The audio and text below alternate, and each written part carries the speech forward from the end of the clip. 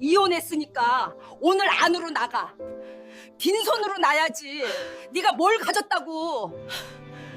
이혼했으니까 오늘 안으로 나가. 그 말을 들었을 때 나는 바로 울지 않았다.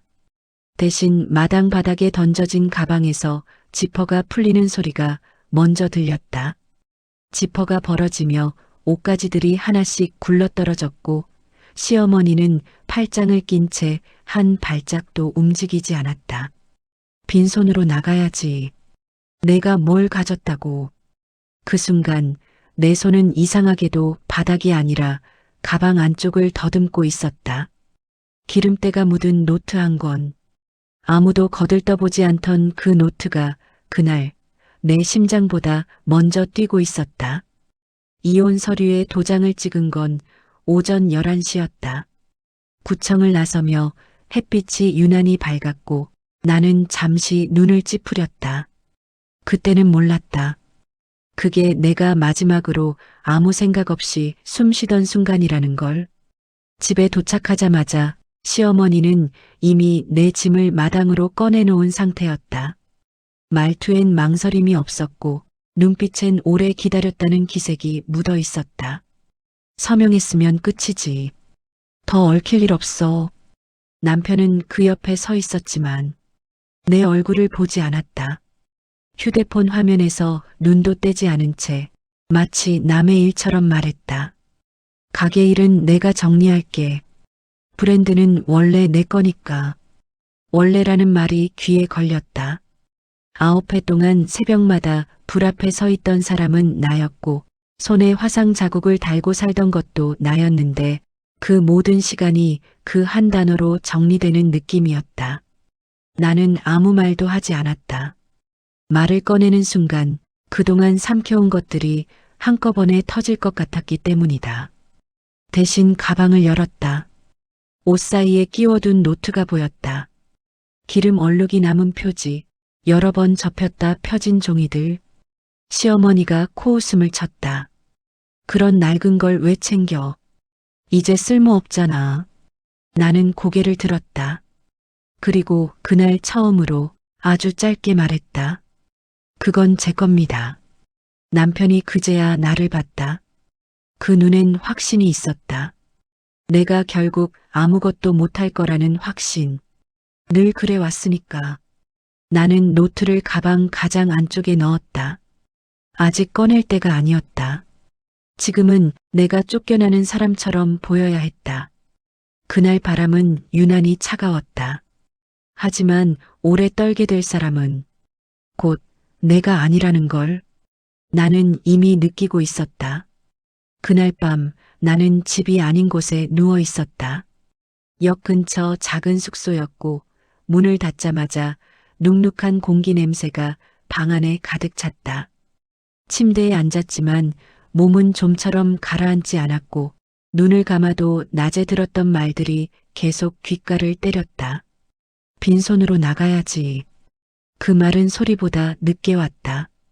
한참 뒤에야 가슴을 눌렀고 숨이 짧아졌다. 나는 신발도 벗지 않은 채 침대 가장자리에 앉아 손을 내려다봤다. 손바닥 안쪽에 남은 오래된 화상 자국이 희미하게 보였다. 불 앞에서 보낸 시간이 아직 지워지지 않은 흔적이었다.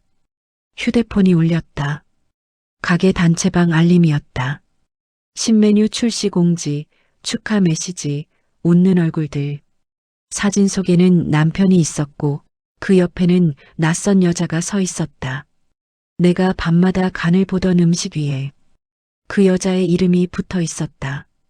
이상하게도 바로 분노가 치밀지는 않았다. 먼저 속이 비어버린 느낌이 들었다. 아, 나는 이미 이 사람들 이야기에서 빠져 있구나. 그 생각이 들자 뒤늦게 열이 올라왔다. 나는 가방을 열었다. 가장 안쪽에서 노트를 꺼냈다. 기름이 튄 자국, 닳아버린 모서리, 급하게 적어둔 메모들. 페이지를 넘길 때마다 내가 삼켜온 말들과 밤들이 그대로 남아 있었다. 그동안 나는 참는 사람이었다. 가족이라는 말 앞에서 미안하다는 말부터 꺼내던 사람이었다. 그게 어른스러운 거라 믿었다. 하지만 지금 와서 보니 그건 나를 지우는 방식이었다. 나는 노트 첫 장 여백에 펜을 눌렀다. 손이 조금 떨렸지만 멈추지 않았다. 오늘부터 나는 참지 않는다. 기억하고 남긴다. 글씨를 덮는 순간 이상하게도 마음이 조용해졌다. 울음은 나오지 않았고 대신 방향이 생겼다. 그래. 이건 감정으로 싸울 일이 아니다. 이번에는 내가 남긴 것들로 끝까지 가야 한다. 그날 밤 나는 처음으로 무너지는 대신 결심하고 있었다. 결심이 서자 생각보다 빨리 움직이게 됐다. 감정은 여전히 남아 있었지만 그걸 앞세우지 않기로 했다. 나는 울지 않는 대신 하나씩 확인하기 시작했다. 마치 오래된 부엌을 정리하듯 버릴 것과 남길 것을 조용히 나누는 마음으로 다음 날 새벽 가게 문이 열리기 전 시간에 다시 들어갔다. 아무도 없는 주방은 이상하리만큼 낯설었다. 불을 켜자 스테인리스 조리대가 차갑게 빛났고 나는 손부터 씻었다. 습관처럼 늘 그래 왔던 것처럼 냉장고 문을 열어 유통 라벨을 하나씩 확인했다. 날짜, 공급처, 수량. 눈으로만 보던 것들을 사진으로 남겼다. 원가표가 붙어있던 서랍을 열어 종이를 날짜 순으로 정리했다. 이건 기억이 아니라 기록이 되어야 했다. 휴대폰 설정도 바꿨다. 남편 법인카드 알림을 모두 켰고 가게 단체방 대화는 따로 저장했다. 회의가 언제 있었는지, 누가 어떤 말을 했는지. 말은 사라지지만 기록은 남는다는 걸 이제는 알고 있었다. 잠깐 손이 멈췄다. 이런 걸 모으고 있는 내가 조금은 낯설었다. 하지만 곧 스스로에게 말했다. 지금 멈추면 다시 예전으로 돌아간다. 나는 다시 움직였다. 노트를 꺼내 테이블 위에 펼쳤다. 레시피 옆에 날짜를 적고 누가 언제 맛을 봤는지, 누가 수정하자고 했는지까지 적어 내려갔다. 그동안 그냥 흘려보냈던 순간들이 이제는 순서가 생기고 이유가 생겼다. 가게를 나서기 전 불 꺼진 주방을 한 번 더 둘러봤다. 이곳에서 나는 9회를 보냈다. 하지만 오늘은 처음으로 여기를 떠날 준비를 하고 있다는 느낌이 들었다. 나는 가방을 메고 문을 닫았다. 쿵 하는 소리가 유난히 크게 들렸다. 그 소리를 들으며 속으로 말했다. 이제부터는 상대가 움직일 때까지 기다린다. 그때 내가 준비한 걸 전부 꺼낼 거다. 계획은 그렇게 조용히 시작됐다. 계획은 생각보다 조용히 흘러가고 있었다. 아무도 모르게, 티나지 않게. 나는 그 흐름이 마음에 들었다. 괜히 앞서 나가지 않아도 됐고 누군가를 설득할 필요도 없었다. 기록은 쌓이고 있었고 시간은 내 편으로 움직이고 있었다. 그날 오후 낯선 번호로 전화 한 통이 걸려왔다. 처음엔 받지 않으려다 괜히 마음이 걸려 통화 버튼을 눌렀다. 혹시 아버지 따님 되십니까? 목소리는 차분했고 나를 조급하게 몰아붙이지 않았다. 아버지라는 단어가 나오자 손에 힘이 들어갔다. 그 사람은 자신을 소개했다. 아버지와 오래 거래하던 변리사라고 했다. 아버지가 살아계실 때 혹시를 대비해 맡겨둔 서류가 있다고 했다. 약속 장소는 사무실이었다. 낡은 건물, 오래된 책 냄새. 의자에 앉아 기다리는 동안 괜히 손끝이 서늘해졌다. 그는 두툼한 봉투 하나를 내밀었다. 내 이름이 또박또박 적혀 있었다. 봉투를 여는데 생각보다 시간이 걸렸다. 안에는 서류들이 들어 있었다. 상표 관련 문서, 레시피 귀속을 명시한 계약서, 그리고 초기 투자 내역. 날짜는 모두 내가 결혼하기 전이었다. 그제야 알았다. 아버지는 이미 알고 계셨던 거다. 내가 언젠가 이런 상황에 놓일 수 있다는 걸. 그래서 말하지 않고 조용히 남겨두셨다는 걸. 변리사는 마지막으로 덧붙였다. 지금 당장 쓰지 마십시오. 상대가 먼저 움직이게 두는 게 좋습니다. 그 말이 마음에 남았다. 그동안 내가 세운 계획과 정확히 맞아떨어졌기 때문이다. 사무실을 나서며 하늘을 올려다봤다. 햇빛이 눈부셨지만 이번엔 눈을 피하지 않았다. 집으로 돌아오는 길 봉투를 가방 안쪽에 넣었다. 노트 옆이었다. 이제 내 가방에는 감정이 아니라 확실한 무기가 들어 있었다. 그날 밤 나는 처음으로 이 싸움에서 질 수도 있다는 생각을 하지 않았다. 변수가 생겼고 판은 달라지고 있었다. 불안은 늘 예상보다 조용히 찾아왔다. 그날도 그랬다. 가게 문을 닫고 나오는데 유리창에 붙은 포스터 하나가 눈에 들어왔다. 신메뉴 공개. 크게 인쇄된 이름은 내가 아니었다. 안으로 다시 들어가 보니 직원들 사이의 공기가 미묘하게 달라져 있었다. 나를 보며 말을 멈추는 시선, 괜히 서두르는 손놀림. 이미 이야기는 돌아가고 있었고 나는 그 안에서 빠져 있었다.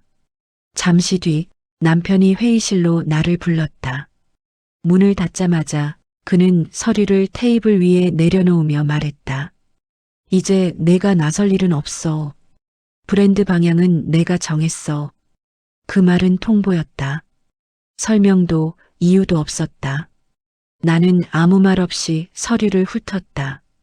내 손을 거쳐 만들어진 메뉴들이 마치 처음부터 그의 것이었던 것처럼 적혀 있었다.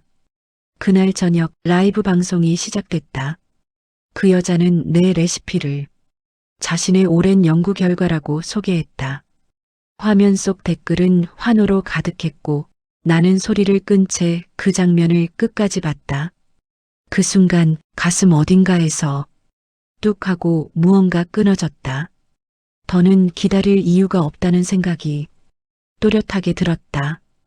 집으로 돌아와 가방을 열었다. 노트 그리고 변리사가 준 봉투. 나는 두 가지를 나란히 놓고 처음으로 동시에 꺼냈다. 이제는 상대가 움직이길 기다릴 필요가 없었다. 이미 선은 넘어졌고 되돌릴 길도 없었다. 나는 휴대폰을 집어들고 가맹점주 단체방을 열었다. 손이 잠시 멈췄다가 이내 메시지를 작성했다. 곧 있을 총회에서 꼭 확인해야 할 자료가 있다고. 전송 버튼을 누르는 순간 심장은 빨리 뛰었지만 머리는 이상하리만큼 맑았다. 이제부터는 숨기는 사람이 아니라 드러내는 사람이 될 차례였다. 이 판은 이미 뒤집히기 시작하고 있었다. 총회 전날 밤 잠은 끝내 오지 않았다. 불을 끄고 누워도 눈꺼풀 안쪽으로 숫자와 이름들이 떠다녔다. 메시지를 보낸 뒤부터 전화는 오지 않았고 그 침묵이 오히려 불안을 키웠다. 아침이 되자 가맹점주 단체방에 짧은 공지가 올라왔다. 총회 일정 변경, 안건 일부 조정, 이유는 없었다. 그걸 보는 순간 가슴이 철렁 내려앉았다. 가게로 나가자 시어머니가 먼저 와 있었다. 팔짱을 끼고 서 있던 그 얼굴은 이상하리만큼 차분했다. 그녀는 나를 위아래로 훑어보며 말했다. 괜히 일 키우지 마. 내가 뭘 안다고. 그 말은 협박도 충고도 아닌 확신에 가까웠다. 그녀는 이미 결과를 알고 있는 사람처럼 보였다. 남편은 나를 피했다. 눈이 마주칠 때마다 고개를 돌렸고 전화는 받지 않았다. 대신 주변에서 들려오는 말들이 있었다.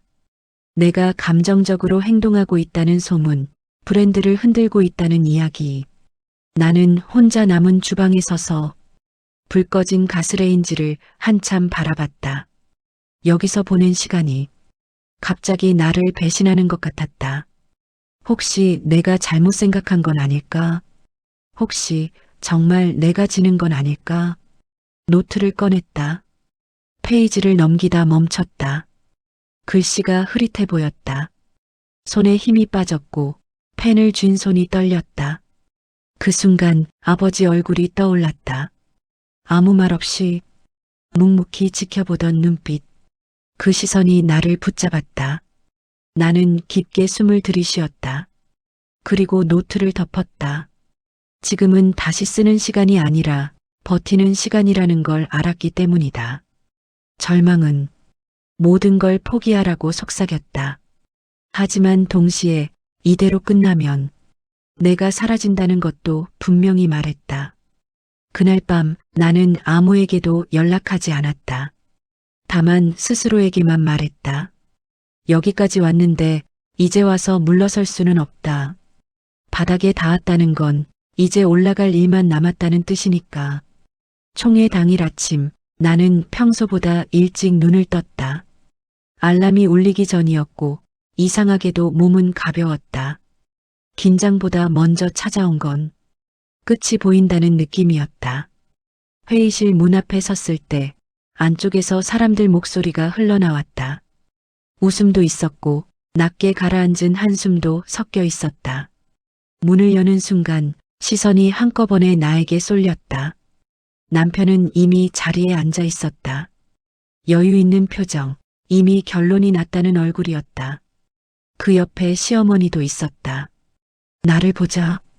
입꼬리가 아주 잠깐 올라갔다. 회의가 시작됐고 안건이 하나씩 넘어갔다. 신메뉴 성과, 확장 계획, 그리고 마지막으로 브랜드 권리 정리. 그때 나는 자리에서 일어났다. 의자가 바닥을 긁는 소리가 유난히 크게 들렸다. 잠깐만요. 확인해야 할 게 있습니다. 내 목소리는 생각보다 떨리지 않았다. 가방에서 서류를 꺼내 테이블 위에 하나씩 올려놓았다. 상표 등록 문서, 레시피 귀속 계약서, 초기 투자 내역. 날짜는 모두 분명했고 이름도 또렷했다. 회의실 공기가 바뀌는 게 느껴졌다. 속삭임이 멎고 고개가 숙여졌다. 서류를 읽는 눈들이 점점 남편을 향했다. 남편이 자리에서 일어났다. 이건 말도 안 돼. 지금 와서 무슨 짓이야. 나는 그를 바라보며 천천히 말했다. 지금 와서가 아니라 원래부터였습니다. 이어 준비해둔 자료를 넘겼다. 법인카드 사용 내역, 도용 정황, 방송 캡처 화면. 말이 끊기고 숨소리만 남았다. 그제야 남편의 얼굴에서 색이 빠져나갔다. 확신은 사라지고 처음 보는 두려움이 올라왔다. 그 순간 나는 알았다. 이 싸움은 이미 끝났다는 걸. 나는 다시 자리에 앉았다. 심장은 뛰고 있었지만 이제는 흔들리지 않았다. 이건 복수가 아니었다. 늦게 도착한 정산이었다. 모든 절차가 끝났다는 연락을 받은 날, 나는 가게 앞에 혼자 서 있었다. 간판은 아직 그대로였지만 이제는 예전처럼 나를 짓누르지 않았다. 문을 열자 익숙한 냄새가 났고 그 냄새가 더 이상 아프지 않다는 게 조금은 낯설었다. 남편과 시어머니는 내보내는 사람이 아니라 정리되는 사람이 되었다. 그 사실을 확인하는데 기쁨이 앞서지는 않았다. 다만 오래 눌려있던 숨이 비로소 제자리로 돌아온 느낌이었다.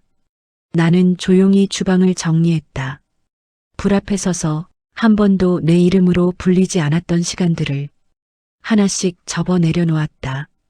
그리고 간판을 내렸다. 그 순간 무언가를 잃는다는 느낌보다 드디어 끝났다는 생각이 먼저 들었다. 며칠 뒤 아버지 이름이 적힌 작은 공간을 열었다. 화려하지도 크지도 않았다. 다만 내가 지켜온 방식으로 음식을 만들 수 있는 곳이었다. 처음으로 누군가의 그늘이 아닌 자리에서 숨을 쉬는 기분이었다. 밤이 되면 노트를 꺼내 펼쳤다. 이제는 증거를 남기기 위해서가 아니라 나 자신을 기록하기 위해서였다. 그 노트는 나를 무너뜨리려 했던 사람들보다 끝내 나를 지켜낸 시간이 더 많다는 걸 조용히 증명하고 있었다. 나는 이제 안다. 가족이라는 이름이 언제나 보호를 의미하지는 않는다는 걸. 그리고 진짜 삶은 누군가의 허락이 아니라 스스로 지켜낼 때 시작된다는 것도. 여기까지 내 이야기였다. 만약 이 이야기가 당신 마음 어딘가를 건드렸다면 구독과 좋아요로 함께 해주시면 고맙겠다. 그리고 비슷한 경험이나 당신의 생각이 있다면 댓글로 남겨주시길 바란다. 당신의 이야기도 충분히 들을 가치가 있으니까.